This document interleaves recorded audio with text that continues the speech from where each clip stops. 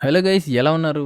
సుహాస్ కీలక పాత్రలో face blindness కాన్సెప్ట్‌తో రూపొందిన థ్రిల్లర్ మూవీ 'ప్రసన్నవదనం' ఎలా ఉంది అంటే, colour photo 'Ambajipeta marriage band' తర్వాత ఆయన 'ప్రసన్నవదనం' చిత్రంతో ప్రేక్షకుల ముందుకు వచ్చారు. స్టోరీ ఏంటంటే, సూర్య రేడియో జాకీగా పనిచేస్తుంటాడు. ఒక యాక్సిడెంట్ తన లైఫ్‌ని తలకిందులు చేస్తుంది. అమ్మానాన్నల్ని కోల్పోవడంతో ఫేస్ బ్లైండ్‌నెస్ అనే డిజార్డర్ వస్తుంది. ఫేస్ బ్లైండ్‌నెస్‌తో ఎవరి మొహాల్ని గుర్తుపట్టలేడు.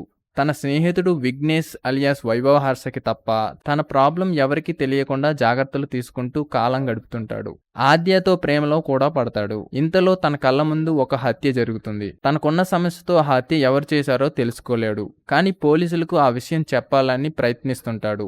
ఆ వెంటనే అతనిపై దాడి జరుగుతుంది. అయినా వెనకడుగు వెయ్యని సూర్య ఏసీపీ వైదేహి అలియాస్ రాశి సింగ్తో ఈ విషయం చెప్తాడు. తనకున్న సమస్యని వివరిస్తాడు. ఇంట్రెస్టింగ్ గా ఆ హత్యలో సూర్యనే ఇరుక్కోవాల్సి వస్తుంది. ఇంతకీ ఆ హత్య ఎవరు చేశారు? హత్యకి గురైన అమ్మాయి ఎవరు? ఆ కేసులో సూర్యని ఇరికించింది ఎవరు అనేది మిగతా కథ. డిజార్డర్తో కథలు మనకు కొత్త కాకపోయినా సుహాసిని ఇందులో చూడటం కొత్తగా అనిపించింది. ఫేస్ బ్లైండ్నెస్ నేపథ్యం కూడా కొత్తగా గతంలో వచ్చిన డిజార్డర్డ్ సినిమాలకి భిన్నంగా ఉంటుంది. మంచి ట్విస్టులతో ప్రేక్షకులను థ్రిల్ పంచారు. హీరో హత్య జరగడాన్ని చూడటం నుంచి కథలో ఇంట్రెస్ట్ మొదలవుతుంది. ఇంటర్వెల్ బ్యాంక్ లో ఒక సస్పెన్స్ తో ముగించారు. సెకండ్ హాఫ్ వచ్చేసరికి హత్య ఎవరు చేశారనేది ఫ్లాష్ బ్యాక్ ఎపిసోడ్ తో స్టార్ట్ చేశారు. ఆ ఎపిసోడ్ ప్రేక్షకుడికి తెలిసిపోయినా తనకున్న వ్యాధిని అధిగమించి అసలు నిజాన్ని కథానాయకుడు ఎలా బయట పెడతాడనేదే ఇంట్రెస్టింగ్ గా మారింది. అక్కడక్కడ సన్నివేశాల్లో వేగం తగ్గినట్టు అనిపించిన ఒక కొత్త రకమైన థ్రిల్ని పంచారు ఈ మూవీతో. సూర్య పాత్రలో సుహాస్ నటన ఆకట్టుకుంది. పాత్ర అవసరమైన చోట హాస్యాన్ని, ఎమోషన్స్ ని పంచారు. రాశి సింగ్ పోలీస్ అధికారి